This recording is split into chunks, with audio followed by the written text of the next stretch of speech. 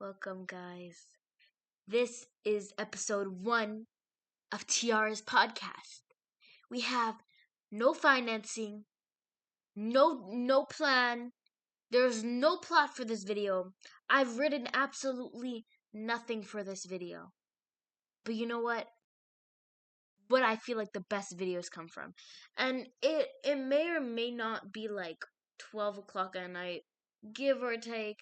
But like I am in one of those moments, and I think when I'm like in one of those moments where you're just high energy, and it's like a time to share.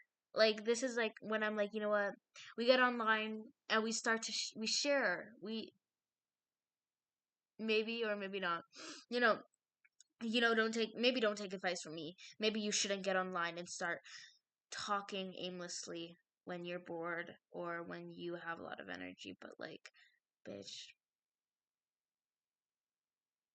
I'm TR motherfucking heels. I am. So, I might look a little bit wacky and my eye is itching. Holy crap. Holy moly, moly. Ugh. I don't know if I could. I'm gonna look super wacky. But I promise, like, guys. It's just one of those moments where you feel like so high energy. And I said this episode 1 of my podcast because I need to start podcasting. All of the beautiful, all the beautiful babes are podcasting. All the beautiful girls are podcasting. So like it's like if there's a mirror, it's like should should I be podcasting? The answer is yes, I should be podcasting because I really came to the realization that I've always wanted to, how do I put this? Like capture my life in like a movie. Yeah, quite literally I've always felt like my life acted like it was a movie. And not even that I just want to capture my life in a movie, but I just want to capture my thoughts, processes. I just want to capture my presence and my existence. And I wrote about this in my book, and you're always going to hear me. I wrote about it in my book. Baby, I have to stop saying that because people think that I'm trying to sell them. Lord save me now. But no, it's because I genuinely wrote my soul in that damn book, baby. There's nothing in that book that's inside of me that I didn't touch on in the book. Like, and I'm really proud of myself because, like, I'm doing stuff that I never thought I would. And I'm gonna really give you guys a piece of advice here. Oh, that hits me deep in my, like, in my stomach and my sacral chakra right now. It just really hits me. And it's like, when you're doing something, don't think about what it's going to become or how it's going to end up. Because when I started writing my book, it was on a whim. And it's ended up being the most beautiful thing that I've done. And even this video, I bet you this is going to be one of my best videos because it's like all the other ones I planned, I set a time, I have to post at this time, I have to get on. And I still said some very valuable lessons, very, very, very valuable things that I touched on. But it's like, you can't, there's nothing better than impromptu. Like, I feel like nothing is better than when it's impromptu, when it's just, because it's natural and it comes like from nothing. The things that emerge from nothing are the most beautiful things, it's like our souls. I feel like that's one of the most beautiful things on our planet is the fact that not each of us, not everybody has a soul, but most of us that have a soul, it's like we don't know where it came from. It just kind of emerged inside of this body when we were born. And I think it was just crafted so beautifully in the womb of our mother's stomachs. And it's like that was kind of impromptu. Who planned that? What, like, I guarantee the first person born didn't plan to have a soul. It's a beautiful thing. And anyways, what I was gonna say is no financing for this podcast yet. But it's like, let me just try something and see if it sticks. Just throw something at the wall and see if it sticks because I just want to try everything. Like, baby, I'm young.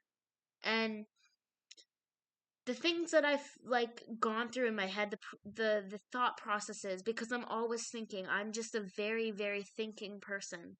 Like, I'm always thinking. So it's like I've thought about sales techniques. I've learned about sales techniques. I've learned about business. I've learned about different ways to make money, different processes of making money, and really what I learned is that monetization can be of anything. You can turn anything into money. And so when you get to that realization, especially at my age when I feel like I'm 16, I'm pretty fucking young.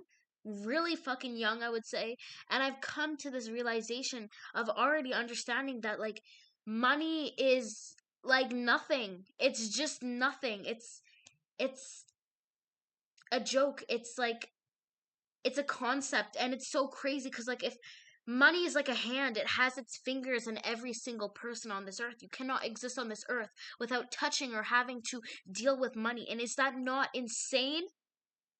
Like think about something that is so all encompassing in a system that it grabs everything that enters the system. And something that is so, and the reason it grabs us is because it's of our, I feel like it's almost of our own, not of our own volition, but collectively, as we continue to decide to choose this money and to engage with this money, it becomes something that we are choosing to allow to have us in its hand, right? And everybody keeps choosing that, but I know that one day there's going to come along a generation, because as we move down the lines of generations, we can see the awakenings happening in the collective. You can see it happening. People are waking up, and people know, because you can't, how long do you think a illusion can last? Nothing lasts forever. Money is not going to last forever. And so trying to swoop back, and let's tie my idea into a little bow as best as I can. What I was trying to say is that when you come to that realization so young and realize that money can be anything, can come from anywhere, and you can cultivate it any which way by really, because money, you can sell anything to people as long as there's a perceived value, then you can sell to somebody. You can sell an emotion. You can sell a feeling. You can sell a thought. A lot of things are like that. And something that I want to bring up, a reference that I have, is the banana tied to a painting. When they and I just only heard about this briefly, but it was a while back when somebody sold a painting of a banana taped to a canvas. It was blank. Something that people usually don't think has any value until somebody looked at it and said, I want this for that amount. Or somebody who was selling it created this and decided that this banana was worth $1 million billion and said, I'm selling it for this price, and it's set at that price. And then the more people he told about that and said, this is the price I'm selling it for, and gave it meaning, gave it perspective, and explained what the meaning was. It wasn't the banana on the canvas that sold. It was the feeling behind it. It was the perspective it offered up, and let me offer you the perspective that this painting was proposing. Is that because it's sold for this much money, when it's usually not seen as anything, not perceived to be anything of value, this banana, it wasn't the banana that sold. They weren't going to untape it from the canvas and eat it. That's not the purpose. The purpose was the idea that anything can be sold, and that money isn't as all saying, all encompassing, and as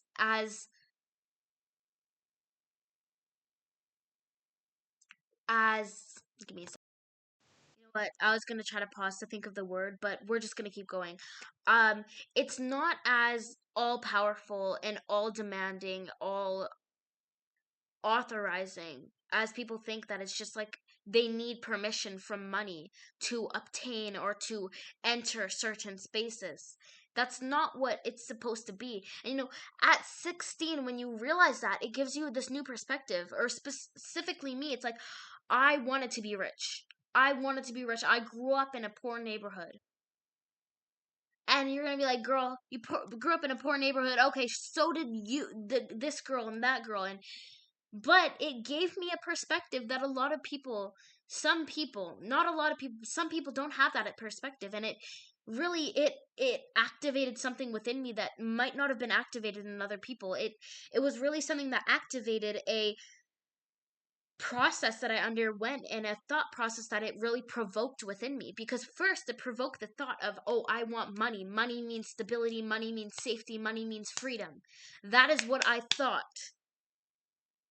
And so I was like, this is what I need. And it became something so big to me. In this small amount of time, I was like, okay, how do I get money? How do I do this? Looking up, how do people have money? What is this person who is a billionaire? What is he doing? What's his process? How? Why? And I kept asking why. And when I asked why, eventually I came. Nobody was going to come sit here and tell me why it is. I had to look. And the internet is an insane thing because you can have access to so many different lives that you never directly experienced. But it gives you access to this thing that just opens a new perspective. And so I had access to a lot of knowledge. And it really helped me to think and to realize that money means nothing. And where was I going with this? I think where I was essentially going with this is just that it really freed me. And now that I'm free and I'm still have so much life to live, it makes me realize that, throw stuff at the wall and see what sticks. Because along with this realization that money is something that will just is just, it flows. It's just not as important as people make it out to be. And so many people are so fooled by this notion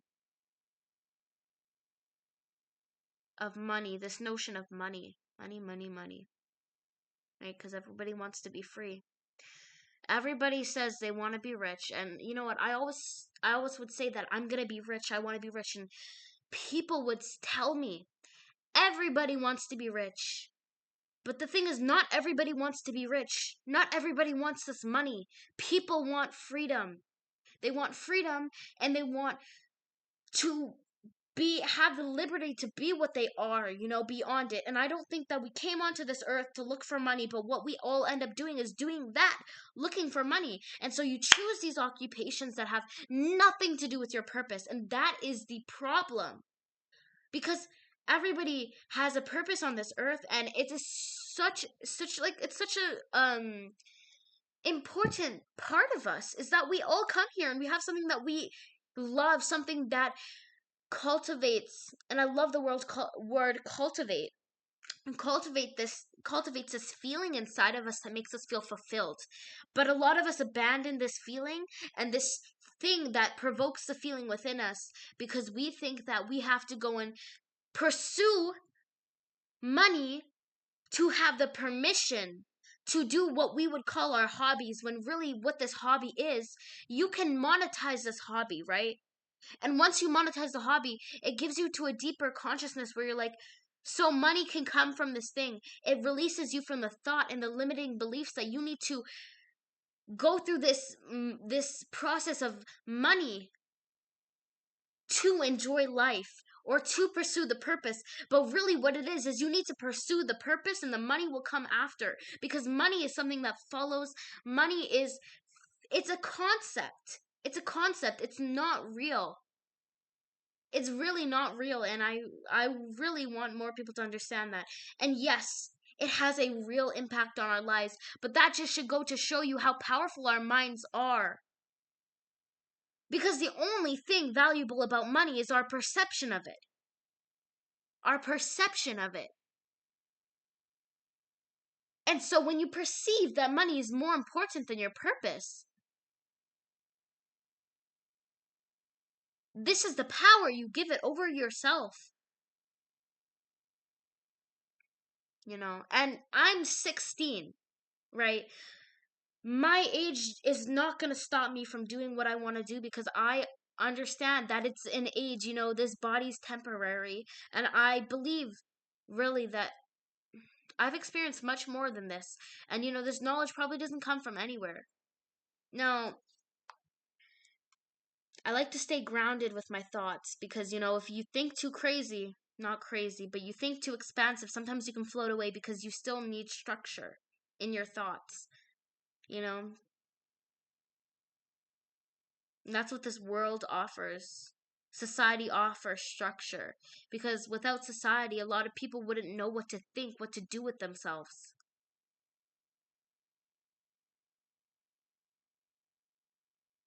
Now, does that mean we don't need a different kind of society? No, I think we do need a different kind of society. The society we live in isn't exactly good for us at all. This money that is supposed to be the freedom to our chains.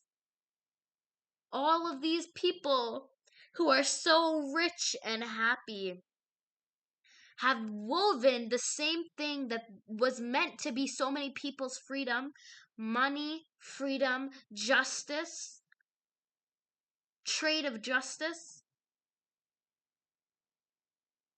has become something unjust, and they have woven it into something that has become the same captivity that they're in.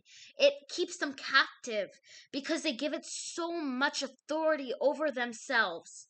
Captive, keeps these people captive, and that is why so many rich people are not happy, because you don't want too much of something. If you have too much money, too much freedom, the freedom itself becomes captivity. You know what I'm saying? Freedom will become captivity.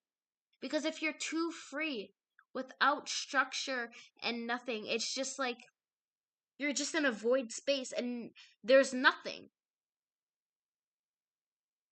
There's no structure. And this might just be a rant or just some crazy talk, but I'm crazy. We live in a crazy world. I am crazy. And I don't think that's a bad thing if it's not hurting anybody. The only people who, if people call somebody crazy, somebody who's not hurting anybody, calls their concepts crazy when these concepts aren't hurting anybody. This person is not crazy and the concepts are not crazy. You're just scared of what the concepts mean and you don't want to accept them. That's what it means when somebody calls you crazy. This podcast that I'm starting right now, obviously where I am, it's, I'm just in my bed. I'm just a girl in my bed. But I think it's going to be such a beautiful thing, kind of like my book where it's like leaving a legacy for myself, leaving knowledge, because I feel like I think so much. No, I know I think so much, and I conceptualize things in this world so much, and I try to really understand in this perspective that I have no clue where I pertain this perspective that I speak from, in this perspective that I look into the world through. No, I do know where it comes from. It comes from my experiences. It does. And so this experiences, they have given me a perspective that I really want to share with the world. I think it's super important because there's a lot of truth, and a lot of people could find truth in the words that I say and in the things that I want to share. And anyways, that's not what I was talking about. Like I said, I'm in my bed. I'm just a girl in my bed. And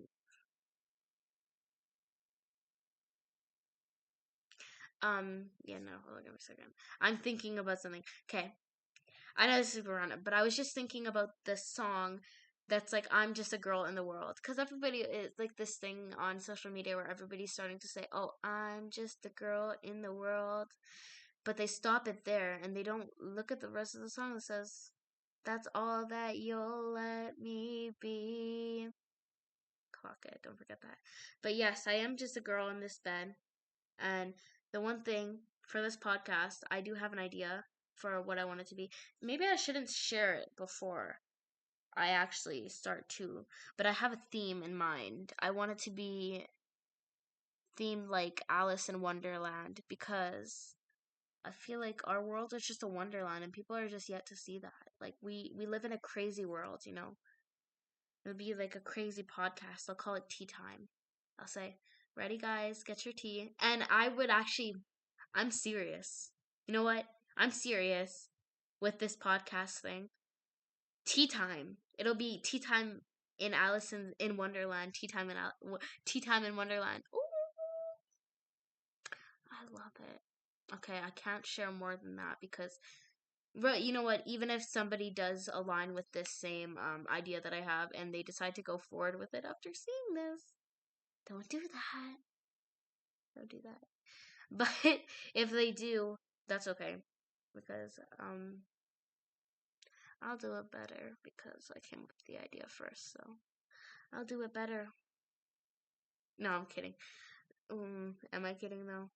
Cause like, so yeah, I'm not really worried about that too much. But I have ideas, and I have so much ideas for this podcast. I think it's gonna be a beautiful thing, and maybe I'll still be doing it when I'm like 50 years old, and you guys are gonna be like, "Remember when you started this podcast at 16, and now you're 56?"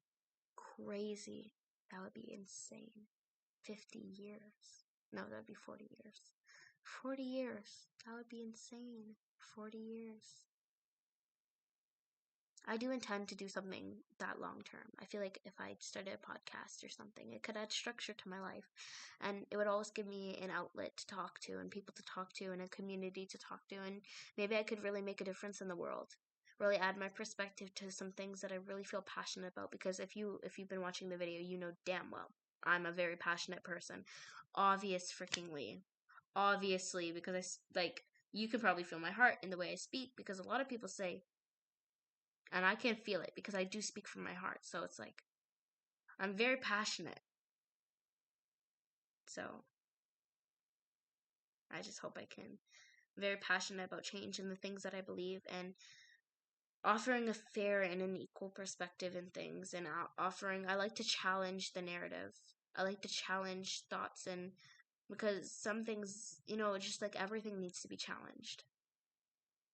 Like every single thing needs to be challenged.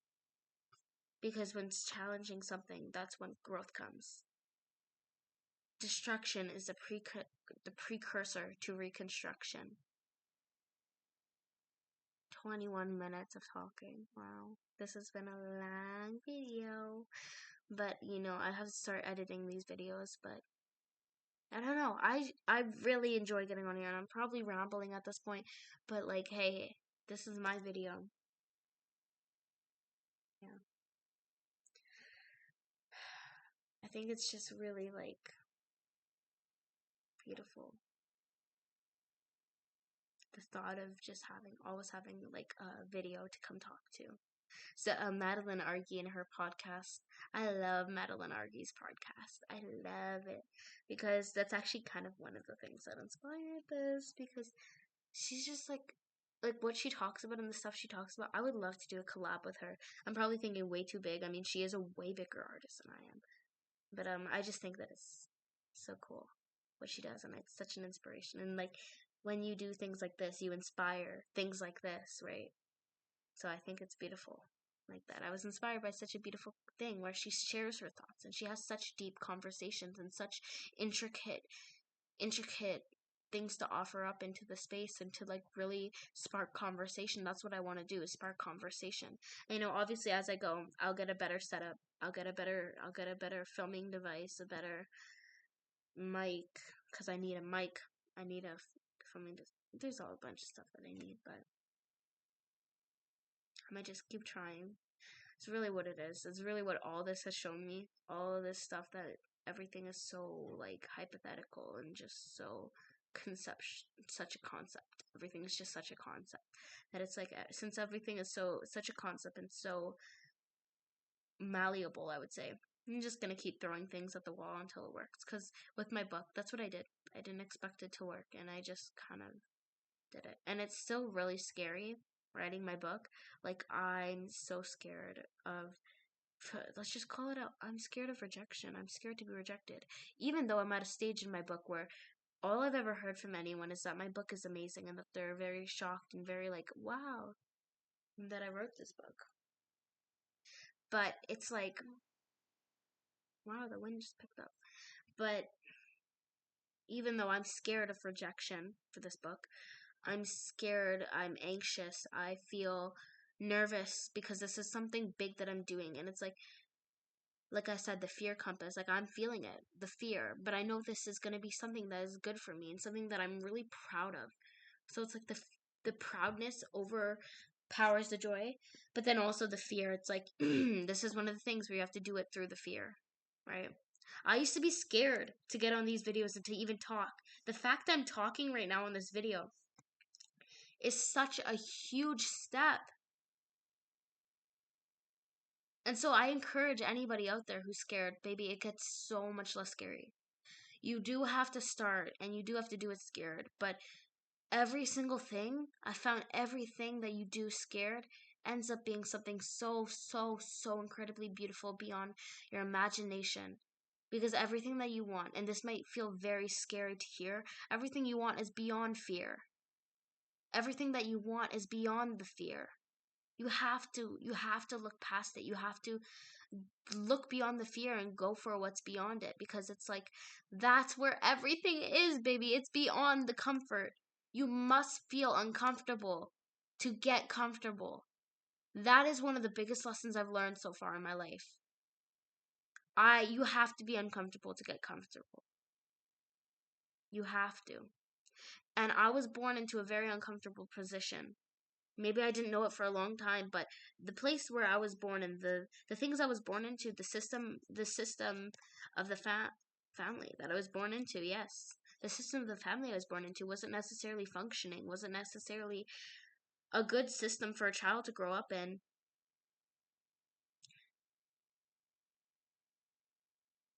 Which is hard to say, but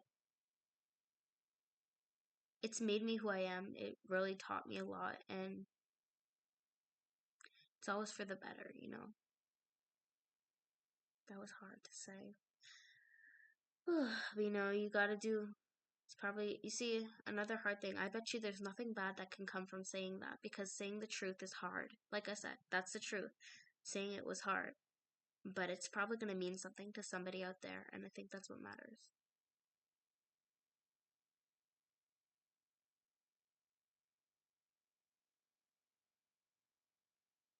Now, I really should be getting to bed, because I've been supposed to be sleeping.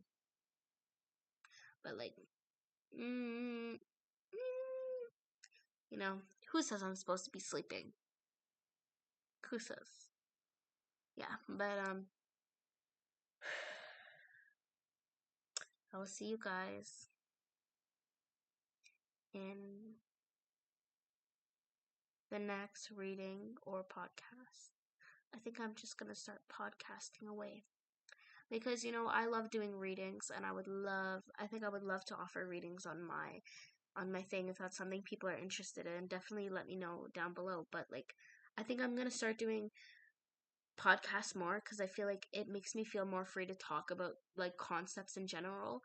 Because with readings, I feel I have to be specific to a collective, but I think through podcasts I can still be speaking to a collective of people and building a community of people, while not having to, like, directly be focused on delivering a message. Or, you know, sometimes it's hard. I just don't think that's for me, because I'm really good at one-on-one readings. I love to give one-on-one readings. I feel like I'm very intuitive and able to tap into energy really well. I've always have been. I've been doing readings since I was 6 years old. So I even have videos of me doing old readings. If you guys are interested, I could definitely post it on my page. But like, because remember, readings are timeless. So if I repost those readings that I did back when I was a child, maybe you'll find meaning in them. I will say but bum bum, bum bum, bum, bum, bum.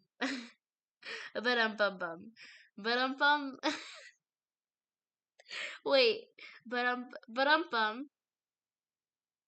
Oh God, now I'm confusing myself. Wait.